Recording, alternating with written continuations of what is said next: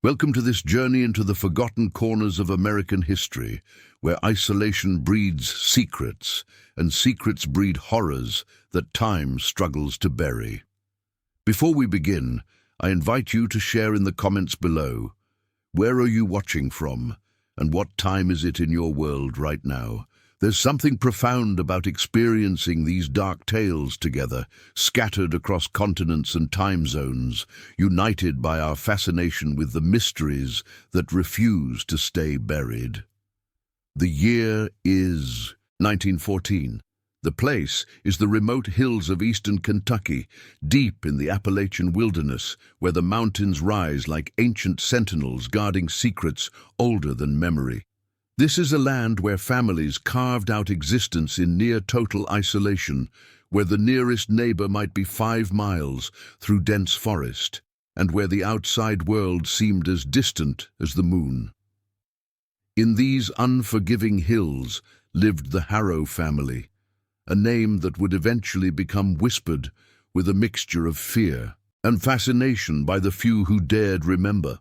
For 3 generations, the Harrows had occupied the same 200 acres of rocky, forested land, their weathered farmhouse standing like a monument to stubborn survival against all odds and reason. On the morning of March 17, 1914, Deputy Sheriff William Hutchins received an urgent message that would pull him into a mystery so disturbing that he would, according to his own later testimony, never speak of it to his wife or children. A local physician, Dr. Ernest Whitmore, had been summoned to the Harrow property under unusual circumstances. What he found there compelled him to immediately contact local authorities.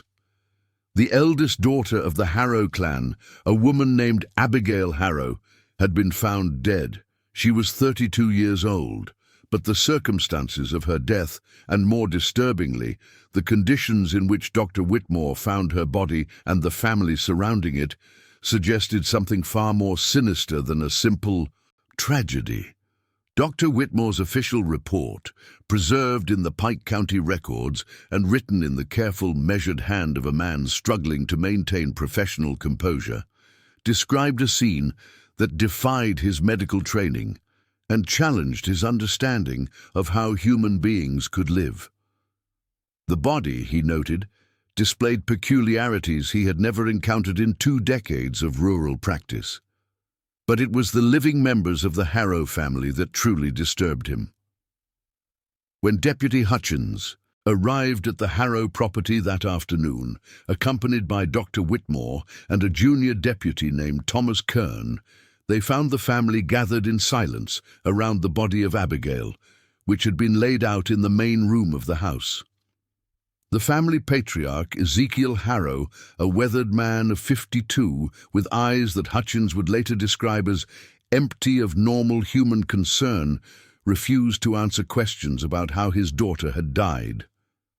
What happened next would spark an investigation that would uncover layer after layer of disturbing truth about the Harrow lineage, but the full horror of what transpired within that isolated family would not become clear for decades, as fragments of evidence slowly emerged from the silence that the Harrow clan had maintained for generations.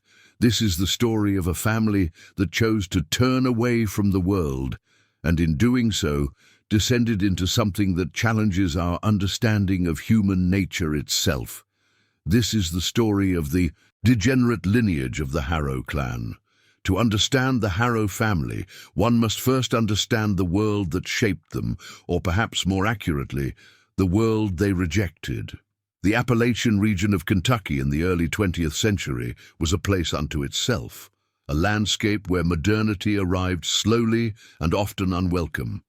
The mountains had been settled generations earlier by families of Scots-Irish descent, people who valued independence above all else and who had deliberately chosen isolation over the constraints of civilized society. These were not people who fled from hardship, they embraced it as the price of freedom. Pike County, where the Harrow property was located, exemplified this frontier mentality even as the rest of America marched toward industrialization. While cities like Louisville and Lexington enjoyed electric lights and telephone lines, the hill country remained largely untouched by such innovations. Roads were little more than dirt tracks that became impassable with rain. The nearest town to the Harrow farm, a settlement called Thornhill, consisted of perhaps 24 buildings clustered around a general store and a small Baptist church. Historical records indicate that the Harrow family first appeared in Pike County land records in 1847, when a man named Josiah Harrow purchased 200 acres of heavily forested mountainside for a sum that suggests the land was considered nearly worthless. Josiah had come from Virginia, though records of his life before Kentucky are frustratingly sparse. What is known is that he built a substantial log house on the property and began the work of clearing land for farming. Josiah Harrow married a woman named Rebecca, whose maiden name appears in some records as Thorne and in others as Thornton. They had 6 children, all boys, between 1849 and 1862. The family appears occasionally in census records and county documents, always noted as farmers, always isolated, but not yet remarkable in any particular way. It was Josiah's son, Nathaniel Harrow, who would establish the pattern that his own descendants would follow into darkness.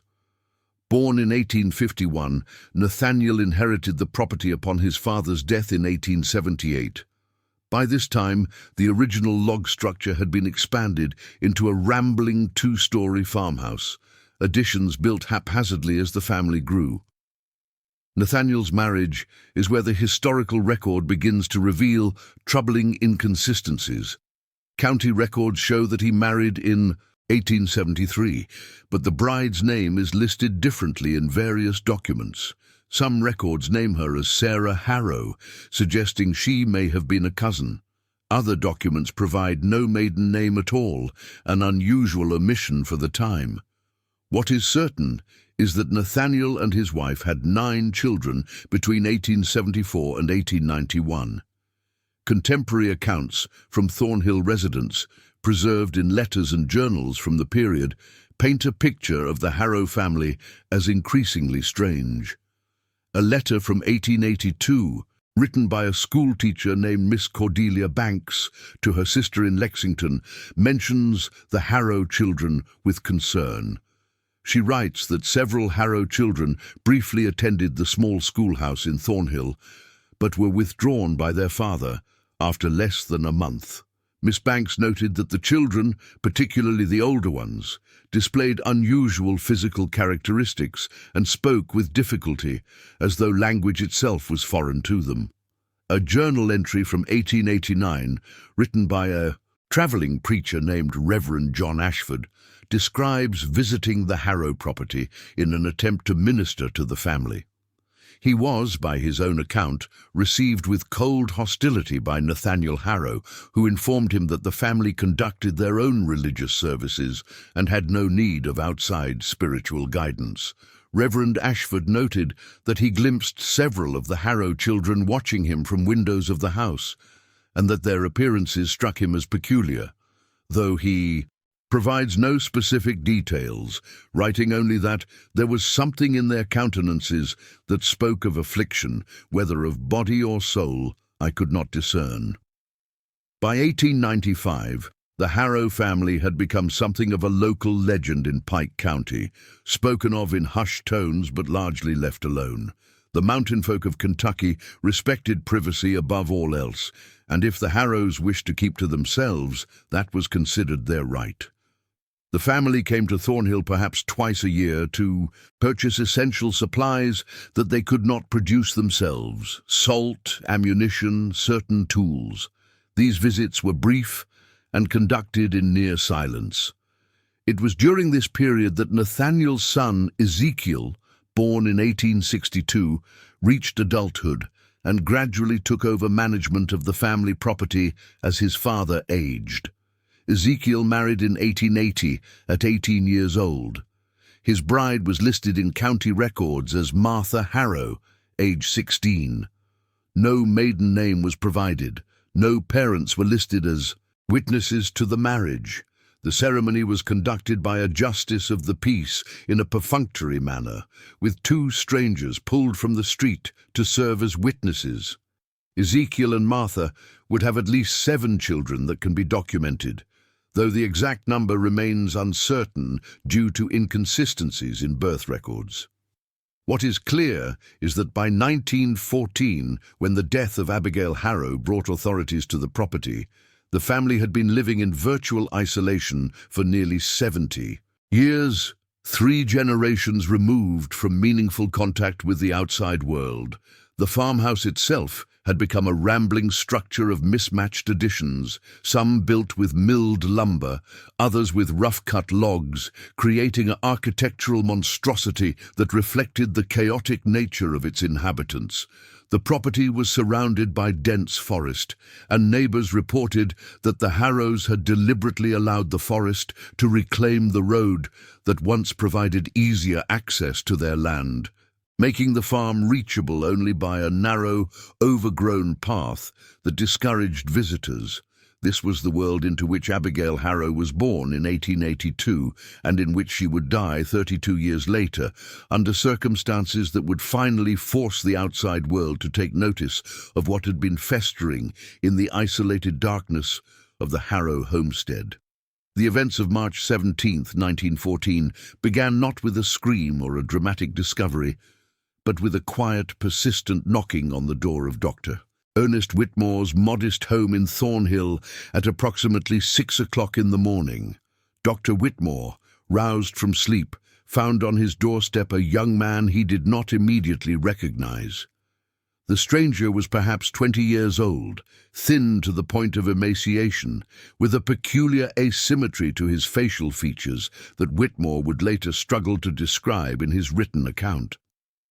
The young man said almost nothing, only that he had been sent to fetch the doctor, that someone at the Harrow place had died, and that his father required the doctor's presence to sign a death certificate. Whitmore, familiar with the Harrow family only by reputation, initially declined. He explained that if someone had died of natural causes, the body could be brought to town, but the young man, who Whitmore would later learn was named Silas Harrow, became agitated at this suggestion. He insisted with an urgency that bordered on desperation that the doctor must come to the property. There were, he said in halting speech, complications that required a physician's attention beyond the deceased. Something in the young man's manner convinced Whitmore to comply. He gathered his medical bag, hitched his horse to his buggy, and followed Silas Harrow along the barely visible path that led into the forested hills toward the Harrow property. The journey took nearly 2 hours, the path so overgrown and treacherous that Whitmore feared his buggy would overturn more than once. When they finally emerged into the clearing where the Harrow farmhouse stood, Whitmore was struck by the dilapidated condition of the structures. The main house appeared to be sinking into the earth itself, its foundation clearly compromised, its walls listing at odd angles. Several outbuildings in various states of collapse dotted the property. But what struck Whitmore most forcefully, as he would later testify, was the absolute silence. No chickens clucked, no dogs barked, no normal sounds of farm life broke the oppressive quiet. Silas led Whitmore into the house through a front door that hung crooked on rusted hinges. The interior was dark despite the morning hour, the windows covered with cloth or boarded over entirely. As Whitmore's eyes adjusted to the gloom, he began to make out the shapes of people, at least 5 or 6 figures standing motionless in the shadows of what appeared to be the main living area. In the center of the room, laid out on a wooden table, was the body of a woman. Whitmore approached, setting down his medical bag and requesting more light. Someone lit a kerosene lamp, and in its flickering glow, the doctor began his examination of the deceased. The woman was dressed in a simple, old-fashioned dress that might have been considered out of date 30 years prior. Her hair, dark but streaked with premature grey, hung loose around her shoulders. Whitmore estimated her age at perhaps 30 to 35 years. What immediately struck him were several physical abnormalities. The woman's skull was unusually shaped, with a pronounced protrusion of the forehead and a receding chin. Her hands, visible where they had been folded across her chest, displayed shortened fingers with unusual webbing between them. Her eyes, though closed in death, were set abnormally far apart. Whitmore conducted his examination in professional silence, aware of the family members watching from the shadows. He determined that the woman had been dead for perhaps 12 to 18 hours. The cause of death was not immediately apparent. There were no visible wounds, no signs of violence, but there were indications of chronic illness, significant malnutrition, and what appeared to be complications from childbirth, though the doctor noted that any child born would have been weeks or even months prior. It was when Whitmore asked to speak with the head of the household that Ezekiel Harrow finally stepped forward into the lamplight. The patriarch was a tall man, gaunt and weathered, with the same peculiar facial asymmetry that Whitmore had noted in Silas, but it was Ezekiel's eyes that the doctor found most unsettling, pale grey eyes that seemed to look through rather than at the physician. Whitmore asked the standard questions. When had death occurred? Had the deceased been ill? What was her full name? Ezekiel's answers were terse and unhelpful. The woman was his daughter, Abigail. She had died in the night. She had always been sickly. No doctor had ever been called before.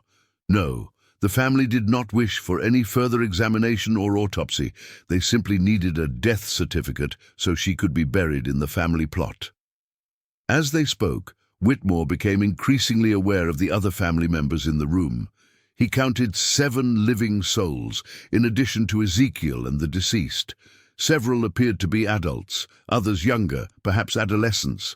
All displayed various physical peculiarities, unusual proportions, asymmetries, features that, while not identical, suggested some common underlying condition. More disturbing was their behavior.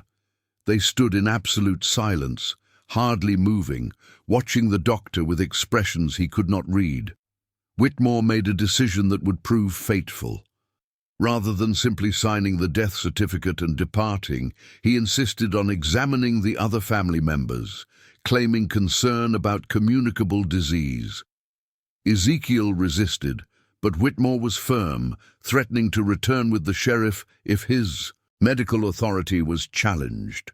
What he discovered during those examinations, conducted hastily in the poor light of that grim house, convinced him that something profoundly wrong had been occurring within the Harrow family for years, possibly generations. Every member of the family displayed some degree of physical abnormality. More concerning were the signs of cognitive impairment in several of the younger family members, an inability to answer simple questions, a vacant quality to their gazes, a lack of normal human responsiveness.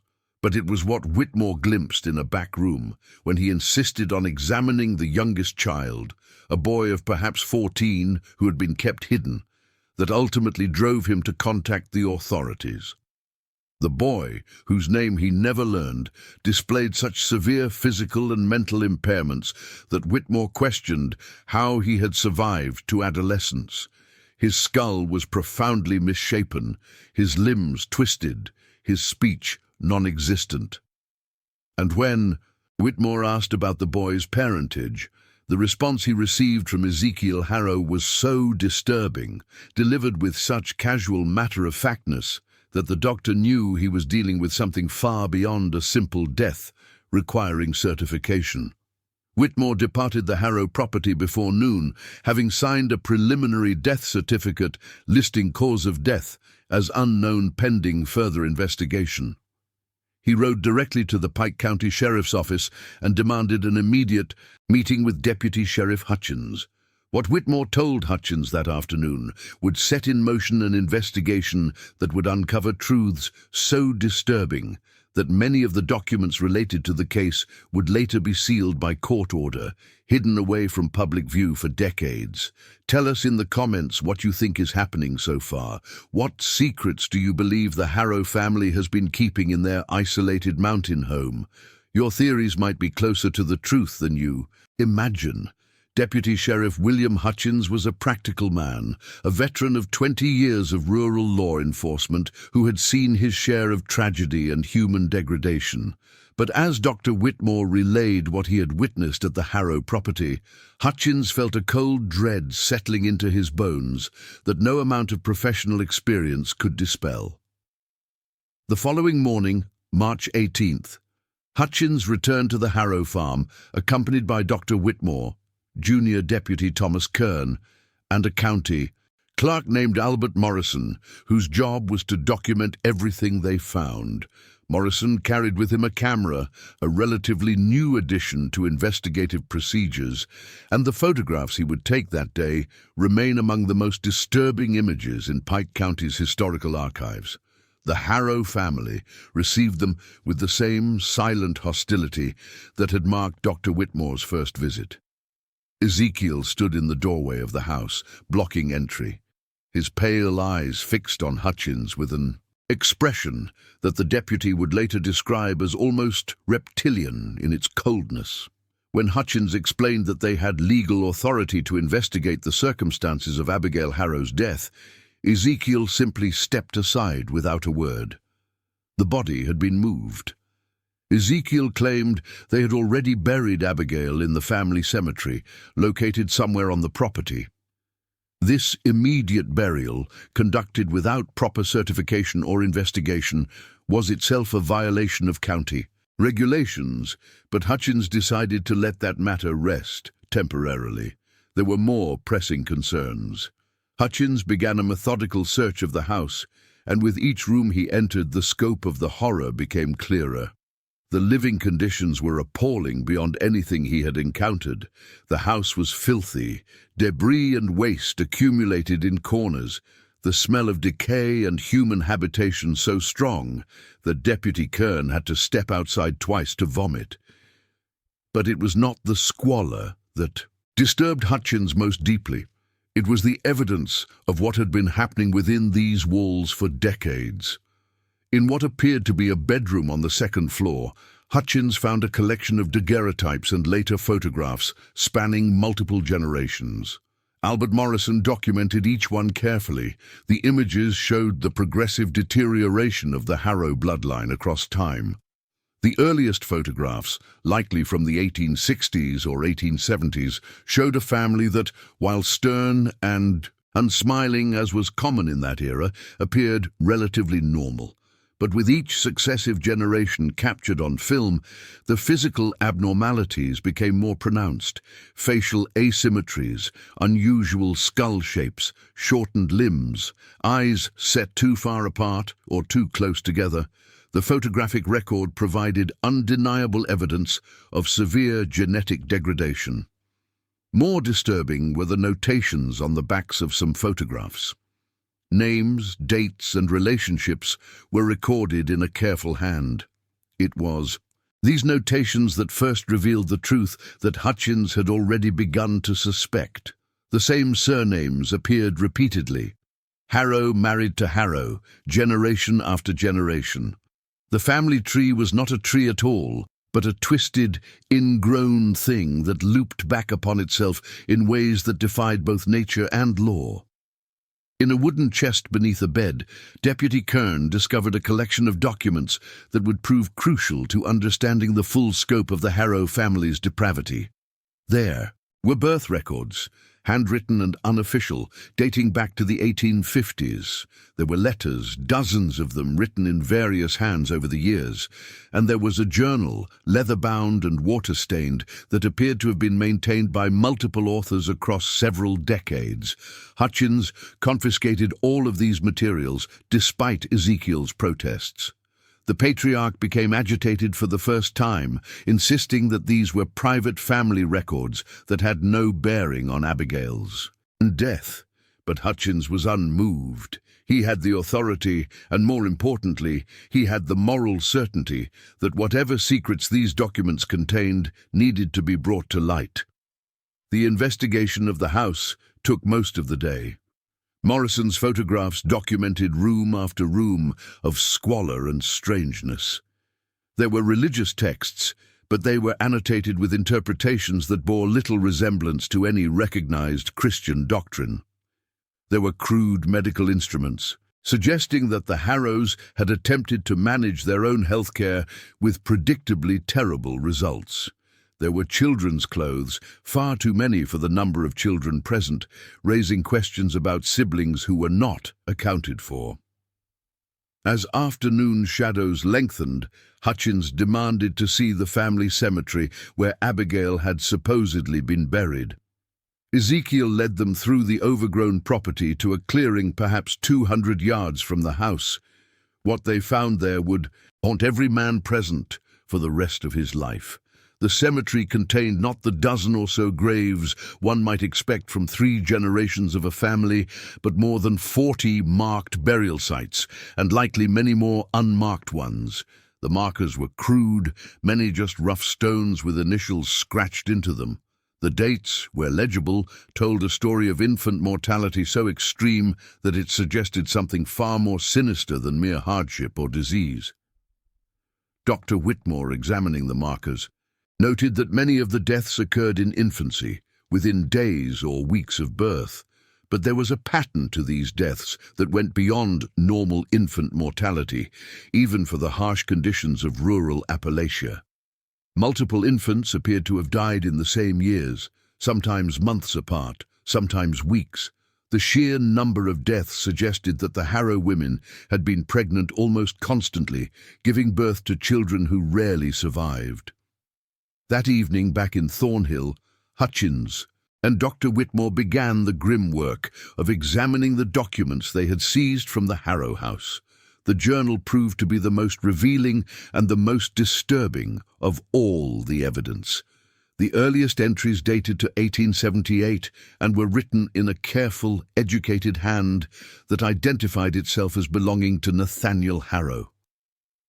These first entries seemed unremarkable, discussions of crops and weather, occasional mentions of family members. But gradually, as the journal progressed, the tone shifted.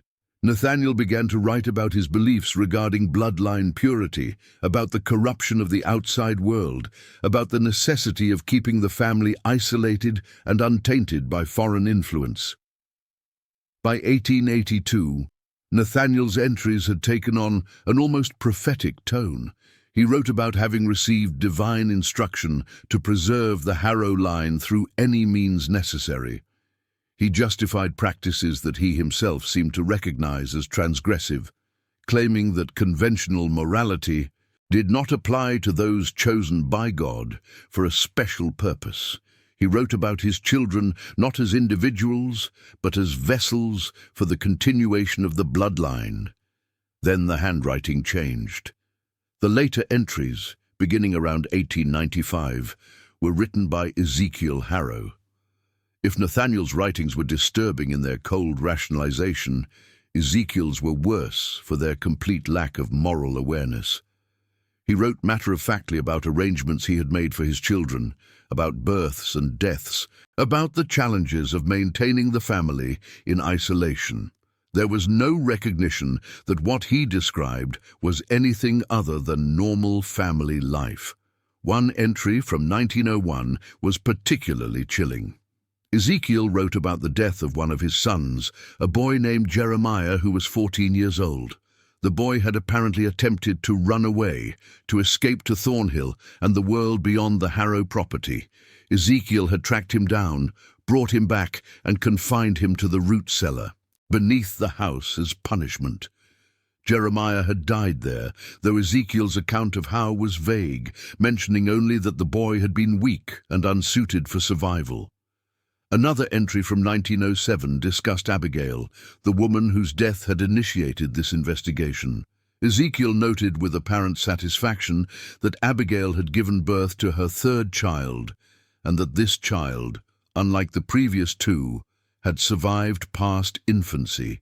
He made no mention of who had fathered this child, an omission that, given the context of everything else they had discovered, spoke volumes. Dr. Whitmore found references in the journal to various health problems afflicting family members, descriptions that matched genetic disorders associated with inbreeding. There were mentions of children born with severe deformities who did not survive. There were references to mental impairments that became more common with each generation. And there were hints of practices so disturbing that Whitmore initially questioned whether he was interpreting the euphemistic language correctly. But perhaps most disturbing were the entries that suggested the Harrows were aware, at least to some degree, of what they were doing and what the consequences were. Nathaniel had written about the importance of accepting God's will regarding the health of the children. Ezekiel had noted the increasing difficulty of managing family members who could not care for themselves. There was awareness, but there was no remorse, no recognition that their choices had created these consequences. Mixed among the journal entries were letters, some received from outside the family, most written but never sent. One letter, dated 1889, was from a distant Harrow relative in Virginia who had somehow learned of the family's circumstances and begged Nathaniel to allow some of the children to be taken in by other families, to be given a chance at normal lives. Nathaniel's draft response, never sent, was a venomous rejection of this offer, accusing his relative of trying to destroy the purity of the Harrow bloodline. Another letter, this one from 1903, was from a social worker in Lexington who had received reports about the Harrow family and was requesting permission to visit and assess the welfare of the children. There was no record of any response, and clearly no visit had ever occurred. The isolation that the Harrows had cultivated had protected them from outside interference for decades. As Hutchins read through these documents late into the night, a picture emerged of a family that had deliberately chosen to descend into degradation, that had rationalized practices forbidden by law and morality alike, and that had sacrificed the well-being of multiple generations in service of a twisted ideology about bloodline purity. The death of Abigail Harrow was not an isolated tragedy. It was merely the latest casualty in a decades-long horror that had been perpetrated in secret in the isolated hills of Kentucky. On March 20th, 1914, 3 days after the initial discovery, Deputy Hutchins returned to the Harrow property with a larger contingent. The Pike County Sheriff himself, a man named Porter Caldwell, accompanied them, along with 4 additional deputies, Dr. Whitmore, and a representative from the state government, who had been urgently summoned when the scope of the situation became clear. This time, they came prepared for resistance, but the Harrow family offered none. Ezekiel and his remaining family members stood in silent witness as the authorities conducted a thorough search of the entire property, including structures that had not been examined during the first visit. It was Deputy Kern who discovered the entrance to the root cellar that Ezekiel had mentioned in his journal. The wooden doors, set at an angle into the ground behind the house, were secured with a heavy padlock. When Hutchins demanded the key, Ezekiel claimed it had been lost years ago. The deputies broke the lock with a sledgehammer. The smell that emerged when the cellar doors were opened was so overpowering that several men immediately retreated. Dr. Whitmore, covering his nose and mouth with a handkerchief, descended the narrow wooden steps with a lantern. What he found in that subterranean space would be described only in the most clinical language in official reports. And even then, many details were deemed too disturbing for public record. The cellar had been used as more than just storage. There was evidence that people had been confined there, shackles attached to the stone walls, filthy bedding piled in corners. But more disturbing were the remains.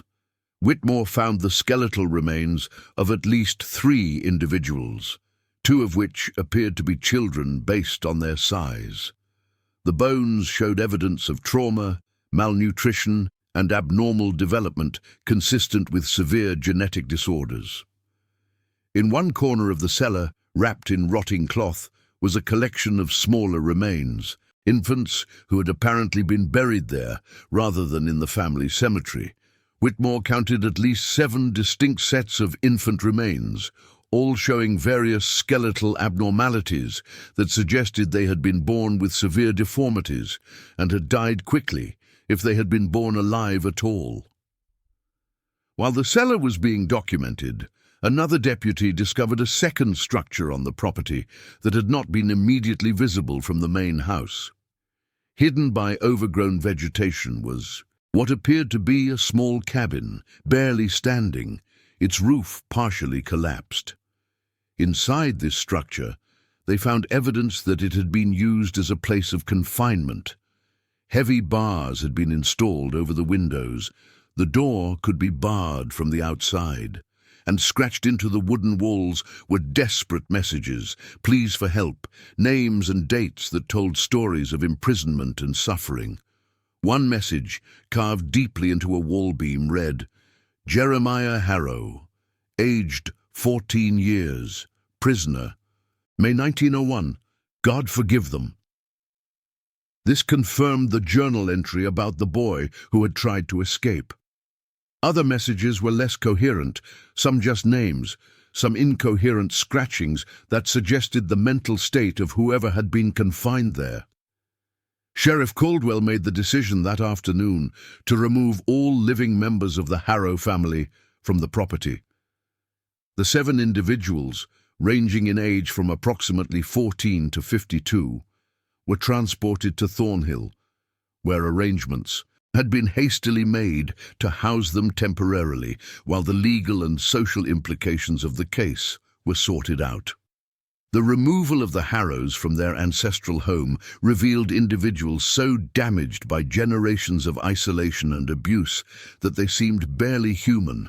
Several could not speak coherently, most displayed severe physical disabilities. All showed signs of profound neglect and malnutrition. The youngest, a boy named Caleb, appeared to have never left the immediate vicinity of the house, reacting with terror to the open sky and the presence of strangers.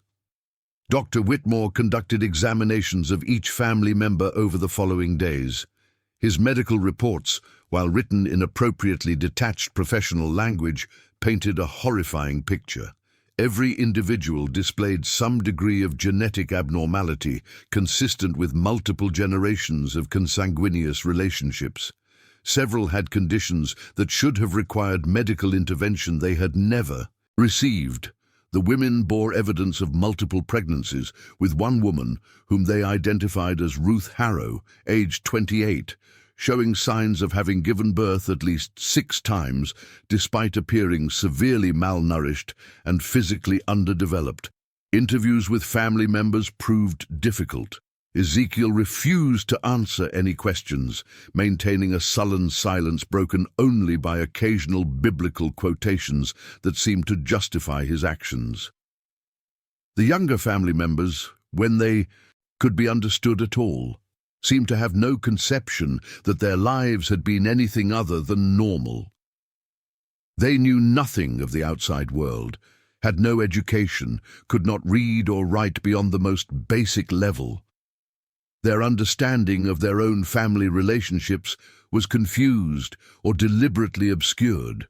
The state representative, a man named Harold Fitzpatrick, found himself confronting a legal and ethical situation without precedent in Kentucky history. What crime could be charged? What laws had been broken, technically?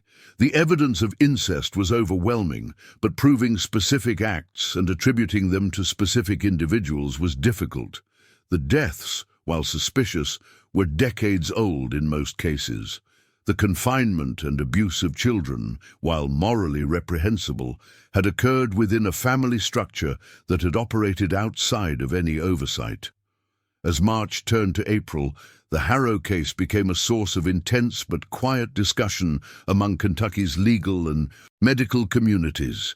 The family had been removed from their property, but what was to be done with them, and what other secrets might still be buried on that cursed land? The immediate aftermath of the Harrow investigation in 1914 was handled with remarkable discretion. Pike County authorities, in consultation with state officials, made a collective decision to limit public knowledge of the case's most disturbing details. The official story released to newspapers was sanitized, mentioning only that a family had been found living in deplorable conditions and that several deaths were under investigation. The true horror was sealed away in court records marked confidential. Ezekiel Harrow was eventually charged with multiple violations, including failure to register births and deaths, improper burial, and neglect.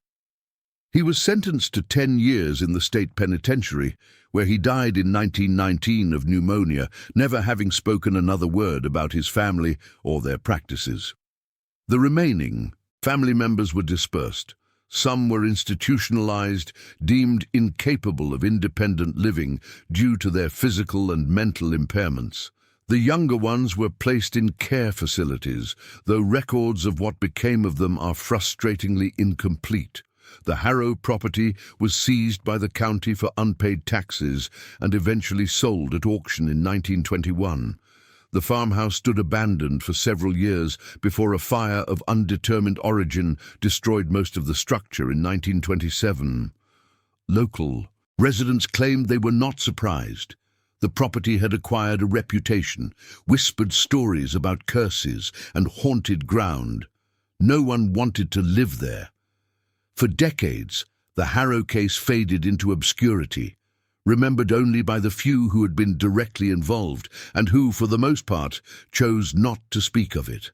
But the story did not end in 1914. Over the following 70 years, fragments would continue to surface, each one adding new layers to the horror. In 1952, during renovations of the Pike County Courthouse, a maintenance worker named Earl Dawson discovered a box of documents that had been mislabeled and stored in a basement archive. Among these documents were the photographs taken by Albert Morrison during the 1914 investigation.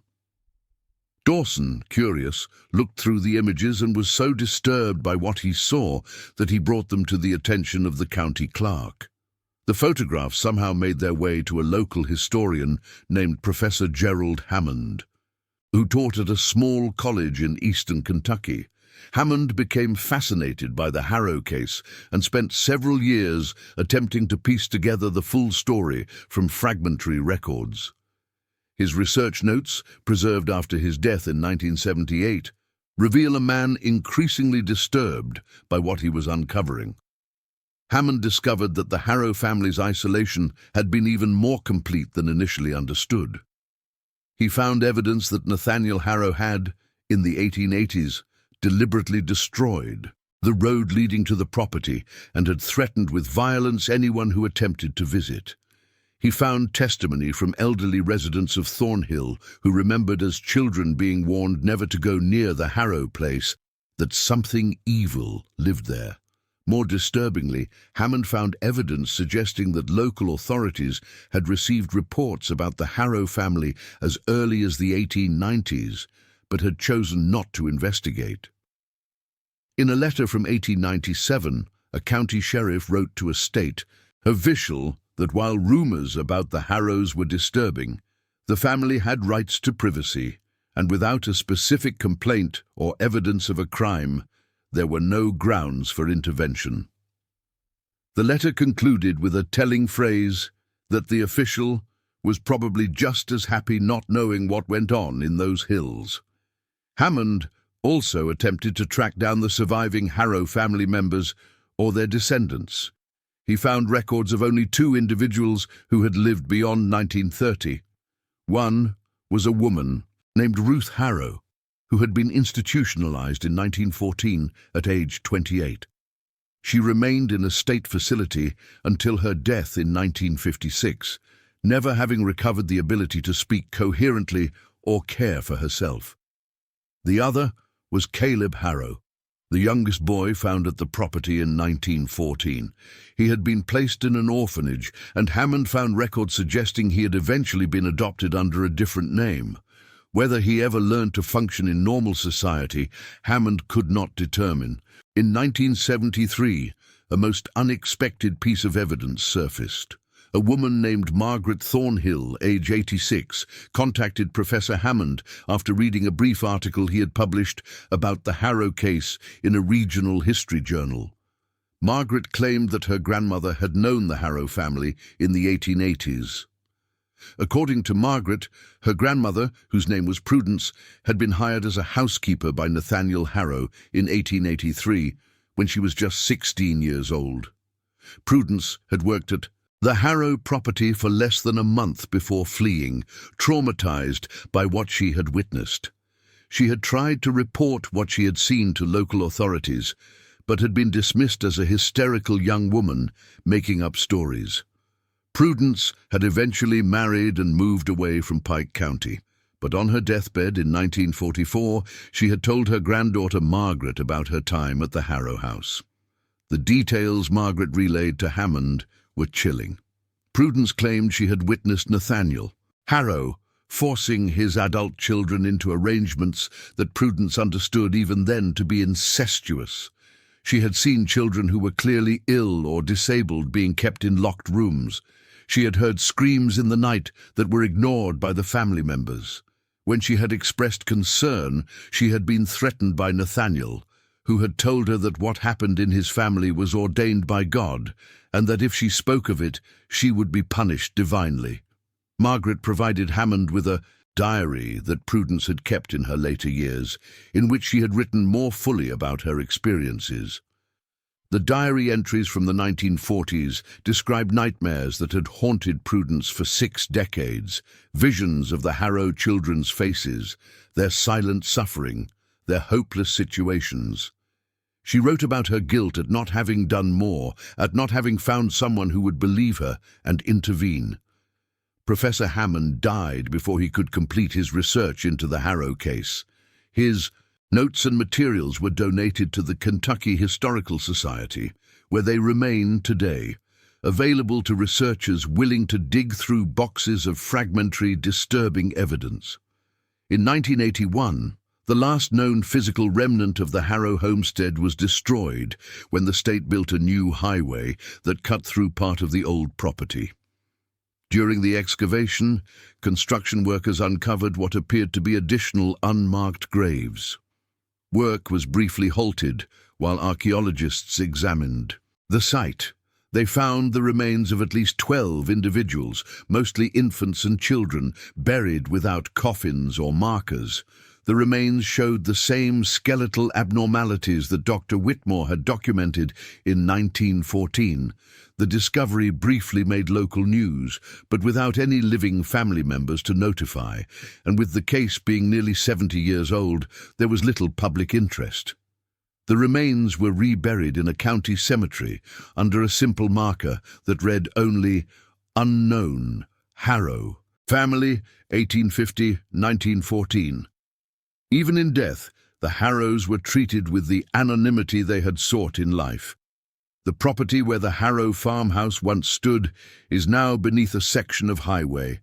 Thousands of people drive over it every day, completely unaware of the horror that festered there for 3 generations, unaware of the lives twisted and destroyed in the name of bloodline purity and isolation, unaware that they are passing over ground that holds some of the darkest secrets in American history. The Harrow family case remains one of the most disturbing and least understood episodes in the history of rural Kentucky. Despite decades of research, despite the documents and photographs and testimonies that have survived, fundamental questions remain unanswered. What truly happened within that isolated farmhouse across 3 generations? How did a family descend so completely into depravity? And perhaps most troubling, how many other families in other isolated corners of America followed similar paths that were never discovered? The evidence we have examined tonight supports several possible interpretations, none of them mutually exclusive. all of them deeply unsettling. The first theory, and the one most historians favor, is that the Harrow family became victims of their own ideology of isolation and self-sufficiency. Nathaniel Harrow, influenced perhaps by religious extremism or simply by a desire for absolute autonomy, deliberately cut his family off from the outside world. Once isolation was established, consanguineous relationships became not just possible, but inevitable. The physical and mental degradation that followed was the natural consequence of multiple generations of inbreeding, compounded by poverty, lack of medical care, and an ideology that rationalized what was happening as divinely ordained. A second theory, proposed by Professor Hammond in his unpublished notes, suggests that Nathaniel Harrow was influenced by certain pseudo-scientific ideas about bloodline purity that were circulating in the late 19th century. Hammond found evidence that Nathaniel had, in his youth, been exposed to early eugenics theories, though he had apparently interpreted them in a twisted way, believing that isolation and selective breeding within his own family would create a superior lineage rather than a degraded one. If true, this would make the Harrow case not just a tragedy of isolation, but a cautionary tale about the dangers of ideology unchecked by science, morality, or outside oversight. A third, more disturbing theory is that some members of the Harrow family were aware of what they were doing and the consequences, but continued regardless. The journals and letters suggest moments of awareness, brief glimpses where Nathaniel or Ezekiel seemed to recognize that their children were suffering, that the family was deteriorating. Yet they persisted, perhaps because admitting the truth would have required acknowledging decades of terrible choices, or perhaps because they were so committed to their isolation that any alternative seemed worse than the degradation they had created. Local folklore in Pike County has added its own interpretations to the Harrow story. Some older residents speak of the Harrow land being cursed, of something evil that existed there long before Josiah Harrow purchased the property in 1847. They tell stories of strange lights seen in the forest around the Harrow property, of sounds that did not seem to come from human throats, of a sense of wrongness that permeated the land itself. While such tales are almost certainly embellishments added over time, they speak to the psychological impact that the Harrow case had on the community that surrounded it. What we know with certainty is that the Harrow family existed, that they lived in profound isolation for at least 70 years, that multiple generations engaged in practices that resulted in severe genetic degradation, and that numerous family members, especially children, suffered and died as a result. We know that the case was documented by medical and legal professionals in 1914, and that those professionals were deeply disturbed by what they found. We know that evidence of the Harrow family's existence and their tragedy continues to surface even now, more than a century after the authorities first entered that farmhouse and discovered the horror within. To this day, no one knows the full extent of what occurred on the Harrow property. How many children were born there and died without record? How many suffered in silence, locked in rooms or cellars, denied even the basic dignity of recognition? The answers to these questions were buried with the last of the Harrows, sealed in confidential documents, or perhaps still lie beneath the highway that now covers the land where the farmhouse once stood. The Harrow case forces us to confront uncomfortable truths about the limits of privacy, the potential for evil within families, and the terrible consequences that can unfold when isolation removes all external checks on human behavior. It reminds us that horror does not always announce itself with drama or violence. Sometimes it grows slowly, generation by generation, in quiet places where no one is watching. As we conclude this investigation into the degenerate lineage of the Harrow clan, I invite you to share your thoughts. What do you believe truly happened in that isolated farmhouse? Was this simply a tragedy of ignorance and isolation, or something darker? Leave your theories in the comments below. Subscribe to our channel and ring the notification bell to join our community as we continue to explore the darkest corners of forgotten history.